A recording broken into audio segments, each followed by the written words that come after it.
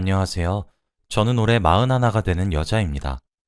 결론만 말을 하자면 전 이혼녀예요. 벌써 그 지긋지긋한 남편놈과 헤어진 지 얼추 1년이 되어가는 것 같아요. 결혼 생활을 할 땐 정말 시간이 느리게 가는 것 같았는데 이혼 후 행복해져서 그런지 살맛이 나서 그런 것인지 시간이 참 빠르게 가는 것 같습니다. 저는 중학생 딸아이 하나를 기르면서 생계를 책임지고 있어요. 저희 딸아이가 제 삶의 희망과도 같은 존재죠. 사실 어떤 사람들은 아무런 생각 없이 한 말에 제가 상처를 받기도 합니다. 가령 그런 말이요. 아니 뭐가 그리 힘들다고 멀쩡한 애한테서 아빠 자리를 없애? 애가 결혼하고 난 뒤 헤어지면 되지. 에, 아이고 서방이 사기꾼이거나 도둑놈만 아님 되는 거지. 그걸 무엇이 힘들다고. 아휴, 애미란 사람이 그저 자기가 제일 중요하다고 자식의 행복은 내팽겨치고. 그러면 안 돼. 나이가 지긋하신 분들이 뭣도 모르고 이런 말을 하시면 참 상처가 되곤 하죠. 그런데 저는 제 이혼이 전혀 후회되지 않았습니다. 오히려 왜 진작 빨리 하지 않았던 건지 그것이 후회가 되거든요. 딸아이도 저로 인해 어리광을 제대로 부리지 못하고 남들보다 이르게 어른이 된 것만 같아요.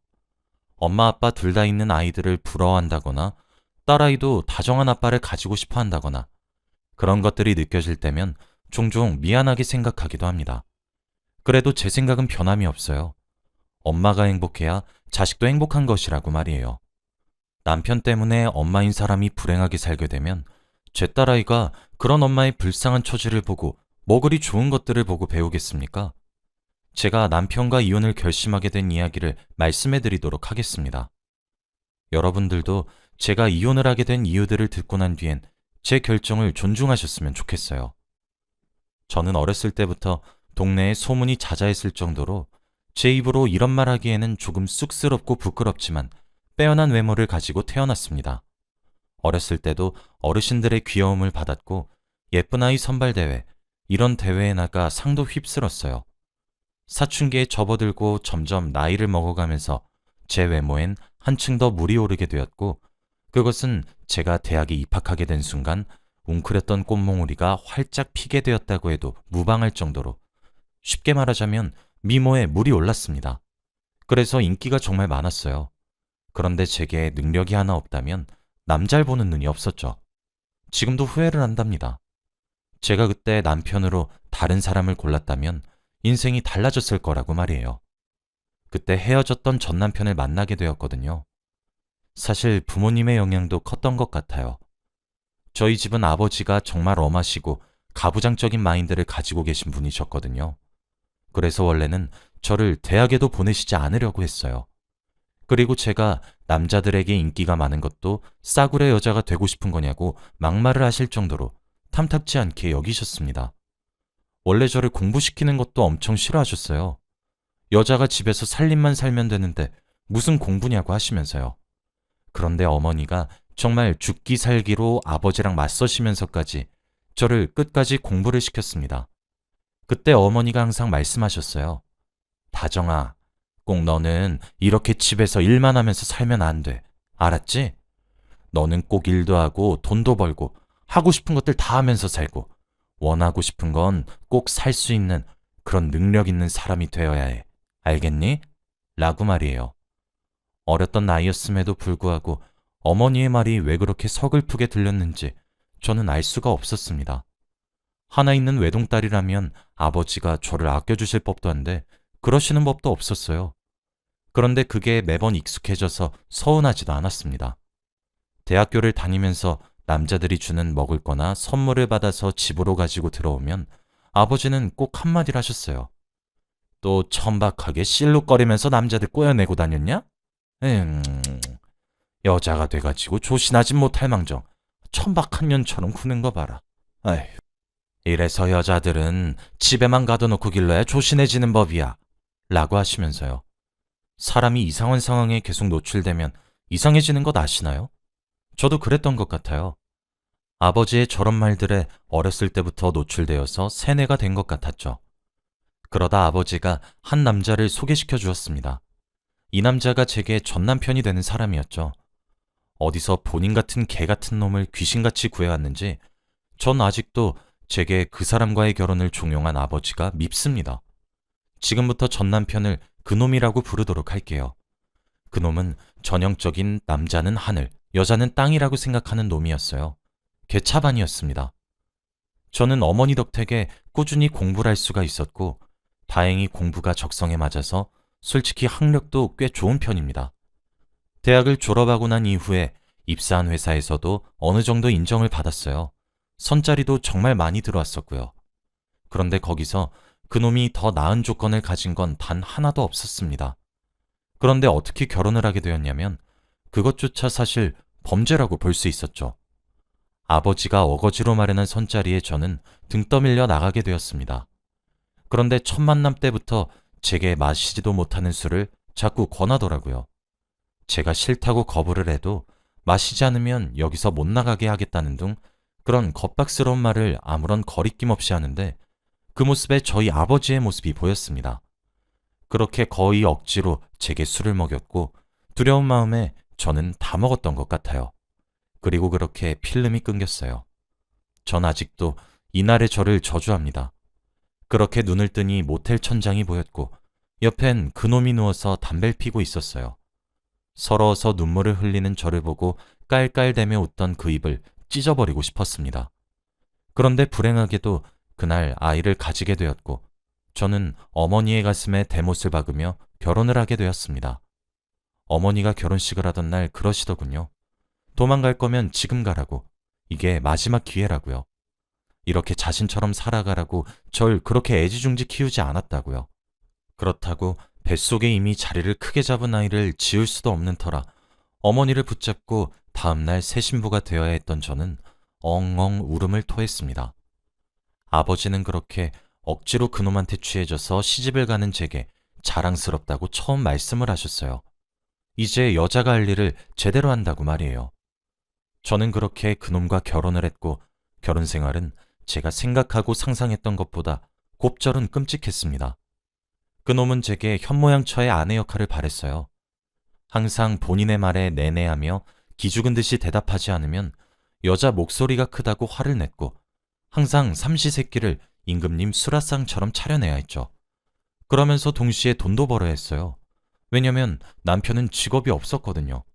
처음에 아버지를 속였더라고요. 자신이 사업을 구상하고 있다, 뭐 그런 식으로 말이에요. 그렇게 중매자를 속였고 중매자는 아버지에게 그놈을 데려간 거였죠. 전 집안의 가정이자 남편을 떠받드는 아내가 되어야만 했습니다. 하루에 수십 번은 제 자신을 죽였고 또 죽고 싶었어요. 결국 유산기가 오게 되면서 일을 쉬게 되었지만 집에서 제대로 쉴 수가 없었습니다. 그럴 때 어머니가 참 많이 도와주셨어요.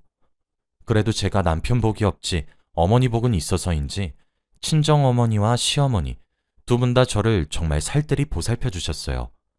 그렇게 태어난 아이가 딸아이였어요. 시아버지랑 친정아버지는 어떻게 딸을 낳을 수 있냐고 노발대발 화를 내셨고 남편도 입에서 불을 내뿜었습니다. 저는 그런 환경에서 몸조리도 제대로 하지 못한 채로 복직을 했고 돈을 벌었고 생계를 유지했어요. 그렇게 딸아이 하나만 바라보고 살았습니다. 어쩔 때는 밤에 자다가 목이 말라 일어나면 제 옆에 남편이 코를 골면서 잠을 자고 있는데 베개로 숨통을 못 쉬게 누를까 하는 충동이 얼마나 느껴졌는지 모릅니다. 일을 하길 하나 집안일 하길 하나 식충이 같은 남편도 꼴에 애아빠라고 그렇게 보듬어서 지내길 어느새 10여 년. 어느새 딸아이는 훌쩍 컸고 저는 아이에게 돈을 미친 듯이 갖다 바르면서 학원에 과외에 바깥으로 돌렸습니다. 그 옛날 저희 어머니가 삭바느질로 돈을 벌어 제 교재를 사주었던 그때처럼 말이에요. 딸아이에게 저는 누차 말했어요. 꼭 배워야 해. 아버지가 저렇게 말씀하셔도 넌 엄마 말을 들어야 하고 믿어야 해. 여자라고 배우지 말라는 법이 없어. 무조건 배우고 해낼 수 있어. 그러니 꼭 공부를 하렴 하면서요. 딸아이는 총명했고 절 너무 좋아했으며 잘 따랐죠. 남편놈은 그 옛날 저희 아버지가 제게 그랬듯 입에 거품을 물며 애새끼한테 무슨 돈을 그렇게 갖다 바르냐고 화를 냈지만 저도 그 옛날 저희 어머니가 아버지에게 맞서듯 생활비조차 얻어 타쓰기 싫냐고 악이란 악을 쓰면서 버텼고 맞섰습니다. 그런데 저희 아이가 하루는 학교에서 동영상을 본 것인지 뭔지 알 순 없지만 어떻게 이혼이란 단어를 알아왔고 그 뜻은 엄마 아빠가 서로를 사랑하지 않아 헤어지는 거라는 뜻도 알아왔더라고요. 저는 어린아이의 입에서 이혼이란 단어가 나온 것에 흠칫했었죠. 엄마는 이혼을 왜 안 해요? 라는 질문에 저는 말했어요.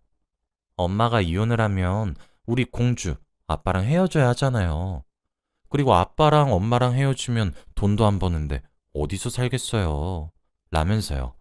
그게 초등학교 5학년 때 일이었습니다. 아무래도 저는 아이를 학원에도 보내고 제 퇴근 시간까지 돌봐주는 교실 같은 곳도 보내고 그래서 그런지 아이가 밖에서 식사를 먹어야 하는 경우가 종종 있었어요. 적어도 점심은 무조건 사 먹어야 했고 공부하다가 간식도 그렇게 해결을 해야 했죠. 그래서 하루에 5,000원씩 줬던 것 같아요. 점심은 제가 김밥 천국에다가 한 달에 얼마씩 돈을 달아놓고 점심을 거기서 달라고 하라고 한 뒤 한 달에 한 번씩 정산을 했었거든요. 그래서 5,000원 저건 간식 비용이었죠. 그런데 중학교 입학을 앞둔 제 아이가 제게 통장을 하나 내밀더군요. 거기엔 100만 원 남짓의 돈이 들어 있었습니다. 학교에서 통장을 만드는 날이 있어서 제가 만들어준 통장이었는데 제게 이혼을 묻고 답을 들은 날 이후로 제가 주는 간식비를 단 한 푼도 쓰지 않고 통장에다 모아서 저축을 해왔더군요. 2년이 조금 안 되는 세월을요. 그걸 제게 내밀면서 엄마, 이걸로 아빠 집 사주고 이혼하자. 난 엄마랑만 살고 싶어. 라고 이야기를 하는데 그제서야 제 눈에서 무언가가 한꺼풀 벗겨지는 듯한 느낌이 들더군요. 배 아파 낳은 내 아이가 눈에 넣어도 아프지 않은 제 딸아이가 괴롭다는 사실을요. 그제서야 보였습니다. 아이 아빠가 기지개를 핀다고 손을 들어 올리면 그 작은 움직임에 제 딸아이가 움찔하고 아이 아빠가 제게 큰 소리를 내면 몸을 바들바들 떠는 딸아이의 상태가 말이에요. 저도 미련한 엄마였던 거죠. 이 작은 아이가 세상 물정을 깨닫기도 전에 자신의 아빠랑 얼마나 헤어지고 싶었으면 간식 먹고 싶을 나이에 그걸 다 참고 돈을 모아서 나에게 줬나 싶더군요. 그때 저는 이혼을 결심했습니다. 그래, 이혼이 무슨 죄겠냐. 아이에게 죄를 짓는 것은 내 아빠이고 아이의 신호를 내가 만약 무시한다면 나 또한 죄를 짓는다고 생각했죠. 분명히 내가 없는 경우 아이에게 손찌검을 행했을 것이고 욕설도 했을 것인데 왜 그 간단한 것을 수년이 지나도록 깨닫지 못했던 것인지 한번 깨닫기 시작하자 그 깨닫는 속도는 더욱 붙었고 제 자신이 원망스럽고 저주스럽기도 했습니다. 조용히 이혼을 진행했어요. 시어머니와 친정어머니께도 미리 말씀을 드렸습니다. 두 분 다 제게 그동안 한 푼 두 푼 잔돈들을 모아 꽤 큰 쌈짓돈을 모으셨던 것을 제게 죄다 쥐어주시며 남편 모르게 아이와 단둘이 살 집부터 구하고 빠져나오라고 하더군요. 안전이 무엇보다 중요하다 하시면서요. 저는 그때 깨달았어요. 시어머니와 친정어머니가 그토록 친한 이유와 우리 세 사람의 마음이 사돈관계와 고부의 관계인데도 가까웠던 이유를요. 우린 다 같은 처지였어요. 내 남편 같은 사람을 저보다 훨씬 더 겪어오신 어머님들이셨으니까요. 변호사를 고용했고 이혼소송을 진행했습니다. 그동안 왜 망설였던 것인지 기가 막힐 정도로 소송이 순조로웠습니다. 제가 경제활동을 꾸준히 하고 있어서 그런지 경제적 어려움도 그닥 없었어요. 변호사님이 이혼 시 재산 분할을 할 수밖에 없다고 하셨지만 그래도 변호사님의 도움으로 비율을 아주 최소한으로 적게 할 수 있었고 푼돈을 주고 이혼할 수 있다면 저는 땡큐라고 생각했습니다. 게다가 재판 도중에도 남편은 저와 제 딸아이를 끊임없이 위협했고 소송기간 내에서도 갖은 협박을 일삼았기 때문에 유책 배우자인 증거를 모으는데 톡톡히 도움을 줬죠. 남편 그놈이 생전 도움 하나 안 되더니 그거 하나는 도움이 됩디다. 결국 백수 남편의 폭력성이 있음이 증명되어 사실상 재산 분할도 거의 하지 않는다고 봐도 무방했습니다. 제가 나눠줘야 하는 재산의 비율과 그놈이 제게 매달 지급해야 하는 양육비와 위자료 등이 비슷한 수준이었거든요.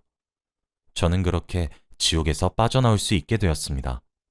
아이는 한 톨의 미련도 없이 자신의 아버지를 외면했어요. 그리고 지금은 1년이란 시간이 지났어요. 처음엔 2년 전년 먼 새끼 하면서 저를 찾고 부르짖던 남편은 소송을 몇 번 당하고 신고를 몇 번 당하더니 꼬랑지를 내리다 못해 안으로 말며 제게 조금의 도움을 주면 안 되냐고 조심스레 연락이 오곤 합니다. 그 꼴을 보고 있으면 이렇게 못난 사람을 나는 뭐 그리 두려워했던 것인가 하면서 헛웃음이 납니다. 제 행복을 제가 가장 사랑하는 딸아이가 찾아준 것이나 마찬가지였죠. 이건 사실 뭐라고 해야 할지 모르겠지만 제가 아이를 지키기 위해 한 이혼이라는 선택이 제 시어머니와 친정어머니께도 지대한 영향을 미치신 것 같았습니다. 제 이혼이 승소하자 두 분 다 남편과 이혼을 원했거든요. 어차피 저 이혼도 해서 재산도 거의 안 뺏겨서 그 돈으로 시원하게 변호사 선임해드렸고 두 분 다 조금 시간이 길게 끌리긴 했지만 무사히 이혼을 하시게 되었고 재산 분할도 절반 받을 수 있게 되었습니다. 제 남편은 인터넷 도박과 게임으로 제 돈을 쓰기만 했지 어머님들은 가사 노동을 하시면서 하녀처럼 일평생 남편의 비위나 맞추면 사셔서 그런지 재산 분할의 기여도가 매우 높게 측정이 되시더라고요. 그렇게 제가 먼저 이혼했고 시어머니가 이혼했으며 저희 어머니도 이혼을 하셨습니다. 저희 어머니에겐 어차피 자식이 저밖에 없어서 상관이 없어 하셨지만 시어머니는 아들 자식 보고 싶어 하지도 않으시더군요. 그놈도 외동아들이었거든요.